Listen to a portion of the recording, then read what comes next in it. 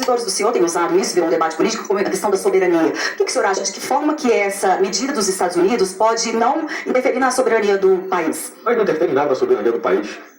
Eu estou preocupado com 50 milhões de brasileiros que não têm soberania, porque moram em áreas que são dominadas pelo CV, pelo PCC, onde é uma espécie de governo paralelo.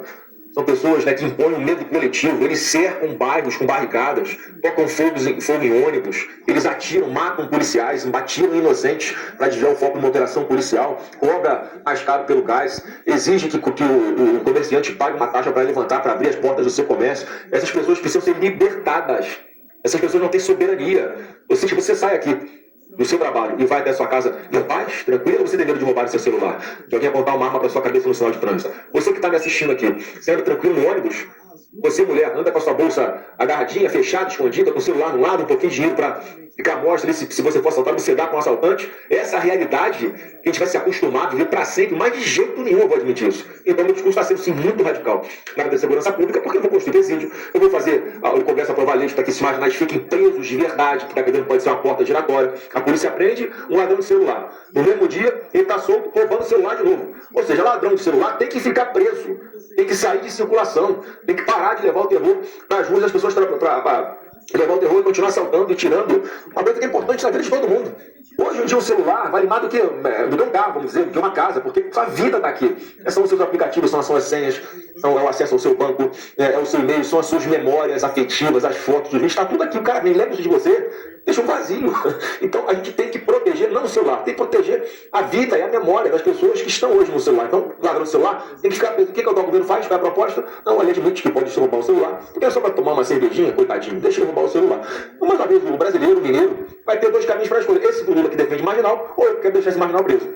Ontem o presidente Lula, o senhor falou dele, falou dessa questão da taxação, né? Ele fez algumas críticas ao senhor. O senhor acha que esse discurso político vai ser usado contra o senhor e isso pode te prejudicar na campanha ou não, em relação à taxação dos Estados Unidos? Isso não vai prejudicar, porque na verdade a gente vai explicar que essa taxa do Lula, essa tarifa é do Lula, por causa das provocações dele aos Estados Unidos. Porque se o presidente fosse o Flávio Bolsonaro, o Brasil não estava sendo taxado, porque eu ia ter moral para sentar e conversar de igual para igual com os Estados Unidos. Sentar e conversar de igual com a China, com Israel, com os países do Oriente Médio. Aqui na América Latina, o Brasil é o país que tem mais pujança, portanto, nós é que teríamos aí que puxar essa locomotiva a favor do Brasil, e vindo de tabela Argentina, Paraguai, Uruguai, Chile, Peru. É assim que o Brasil tem que se posicionar.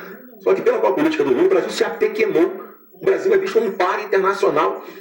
Então a gente vai fazer um trabalho muito duro, faço aqui, mas eu espero, já que o Lula não vai conseguir resolver o problema de tarifas, eu estou aqui mais uma vez me colocando à disposição do povo brasileiro. Mesmo como pré-candidato, sem ser o presidente da República ainda, eu faço esse esforço pelo povo brasileiro e eu espero que a minha carta funcione e o governo americano não imponha essa tarifa sobre as empresas brasileiras. O governo americano pode estar com raiva do Lula, tem todos os motivos para punir o Lula, porque é uma pessoa que é ruim, uma pessoa que destila ódio, uma pessoa que defende traficante, defende terrorista, uma pessoa que quer manter o brasileiro mais dependente possível do governo, é alguém que o presidente não está nem com esses 50 milhões de brasileiros que não tem soberania, ele quer defender a soberania dos narcotraficantes. Então o Lula está queimadaço no filme no mundo inteiro.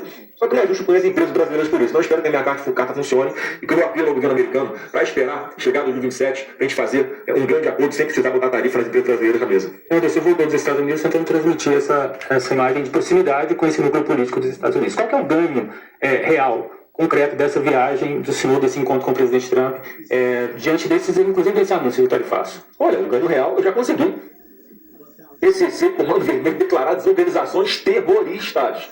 Você sabia que Argentina, Paraguai já declararam essas organizações também como grupos terroristas? Por quê, Ed? Porque na Tríplice Fronteira, ali em Foz do Iguaçu, aqui no Brasil, que faz divisa com Argentina e Paraguai, ali tem células do Hezbollah, de organizações terroristas internacionais, que é um hub de tráfico de armas, de drogas. Ali, aqui no Brasil, a gente está vendo a lavagem de dinheiro dessas organizações terroristas.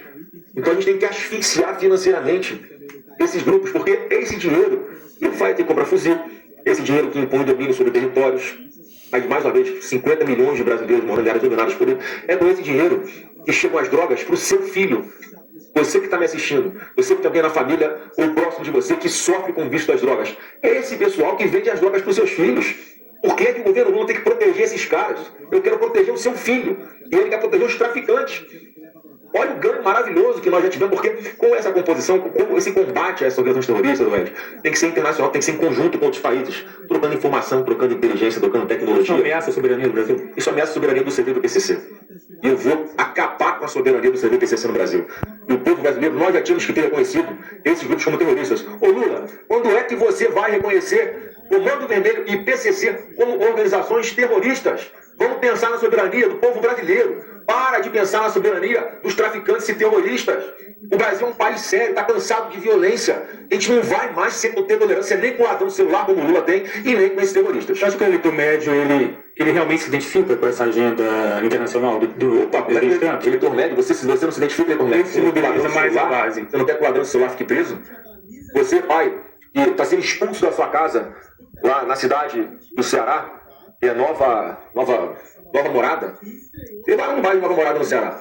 Esses caras do CVPCC, eles expulsavam moradores, trabalhadores de suas casas, não tinham para onde ir. E às vezes matavam porque não iam com a cara deles. Você pega comunidades favelas no Rio de Janeiro, no Complexo do Alemão, por exemplo, onde o Lula foi fazer campanha sem polícia, um local dominado, berço do Comando Vermelho, ele passeando tranquilamente, um local onde sabidamente é o domínio de traficantes de drogas. Ou o ministro da Justiça do Lula, o Flávio Dino, que hoje é ministro do Supremo Tribunal Federal, ele entra numa favela no Rio chamado Complexo da Maré, onde numa rua onde já morreram vários policiais baleados por tiros de fuzis de traficantes que dominam, de terroristas que dominam aquela comunidade. Entram sem segurança nenhuma, na maior tranquilidade. São locais onde você só consegue acessar se tiver autorização do tráfico. O ministro da Justiça do Brasil entra num local dominado por esses narcoterroristas, sem a polícia. Olha o recado, isso foi uma bomba no Rio de Janeiro. As forças policiais todas falaram, não acredito, o Brasil está tomado pelo Comando Vermelho, os caras estão dentro do Palácio do Planalto. É assim que a população percebe hoje o Lula como sendo alguém que tem simpatia pelo CD e pelo PCC. Olha que perigo no Brasil. São instituições que estão infiltradas em cada ramo da área pública federal. E eu não vou admitir isso, me desculpa. Olha, você é filho de quem? Eu sou filho do Bolsonaro. Aqui tem sangue de Bolsonaro, a gente vai mudar essa realidade. E aí eu tenho certeza, Lédio, que esse discurso e essa realidade chega na ponta da linha para quem precisa. Não é questão de discussão sobre apoio internacional, não fui pedir apoio eleitoral para ninguém. Eu fui lá defender bandeiras que são importantes para o povo brasileiro. Senador, eu queria voltar um pouquinho na sua agenda aqui em Minas. Ontem a gente viu uma foto que foi emblemática ali, né? Tinha Ronaldo Caiado, ex-governador de Goiás, Romeu Zema, nosso aqui ex-governador mineiro, um senhor. Como é que foi essa conversa? Vocês conversaram ali? Porque às vezes a gente ouve, né? Na própria imprensa, nos bastidores, a direita tá ali, né? Vocês brigando e tudo. Teve uma conversa do senhor com o Romeu Zema, né? Depois que ele fez alguns ataques ao senhor nas redes sociais, foi, eu acredito, o primeiro encontro pessoalmente. Como é que foi essa conversa? Foi uma conversa gostosa, né? Assim que eu cheguei primeiro, depois chegou o Zema, depois chegou o Caiado. Eu sempre tive uma conversa muito franca e direta com eles. Com o Zema, nós sempre conversamos dessa forma. O importante é a gente estar junto para derrotar o PT. O Zema, o Caiado e eu, nós três temos uma grande responsabilidade de estarmos unidos contra o PT. Porque a gente sabe que o Brasil não suporta mais um mandato do Lula, mais um mandato do PT. O Brasil vai afundar de vez, vai mergulhar em criminalidade, vai mergulhar em aumento de impostos, vai acabar com as poucas oportunidades que o povo brasileiro ainda tem. Então eu sempre conversei com ele sobre essa importância. Assim, quando chegou o Zema, fizemos um brinde lá com o Leite, já que nós estávamos na Mega Leite, e eu comecei com ele, eu falei, Zema, vamos olhar pra frente, cara. Eu ainda peguei, se vocês virem as imagens, eu bato assim, faz o que o seu coração mandar com relação a mim, não faz o que o marqueteiro mandar não, cara. Porque você tem que esclarecer o povo mineiro, o povo brasileiro, o perigo do Lula. Nós três aqui, independente de como vai ser essa campanha, a gente tem que estar focado em resgatar o primeiro passo para a gente libertar o Brasil, é trocar o governo. Eu acho que no meu discurso, inclusive, eu fui o primeiro a falar, eu fui exatamente nessa linha. Chamando ali o Caiado e o Zema para estar nessa mesma onda de unidade, de união da direita contra o PT. E o Zema se justificou de alguma forma? É um cara tranquilo, é um cara que eu me dou bem com ele. Com o seu pai, assim, o senhor faz uma autoavaliação no sentido de se comparar com ele, assim, o que o senhor acha que o senhor tem de melhor politicamente, ou o que o senhor precisa evoluir, o que Flávio Bolsonaro é diferente ou parecido de Jair Bolsonaro? Eu não fico me comparando com meu pai, você imagina, o filho do Pelé se comparando com o Pelé. Incomparável, não dá, né? E eu, como filho, tenho como referência o meu pai na política, né, na vida, uma pessoa que eu vou sempre admirar, que eu sempre ouço, até hoje eu ouço, até na tomada de decisão sobre o que a gente vai fazer em Minas Gerais, eu vou ter que ir lá validar com ele, porque ele é a pessoa que tem essa visão ampla do Brasil e da política, na minha percepção, melhor do que qualquer outra pessoa no Brasil. Então, por que eu vou abrir mão de consultar uma pessoa do tamanho de Jair Bolsonaro? Então, eu vou sempre ouvi-lo, e assim, é a diferença de perfil. Eu tenho esse perfil aqui, eu gosto mais de construir pontes, eu gosto de atuar para resolver os problemas de uma forma prática e tal. E o presidente Bolsonaro sempre foi uma pessoa que teve esse impulso, uma pessoa mais impulsiva, uma pessoa mais direta, e foi isso que levou a presidência da República naquele momento, em 2018.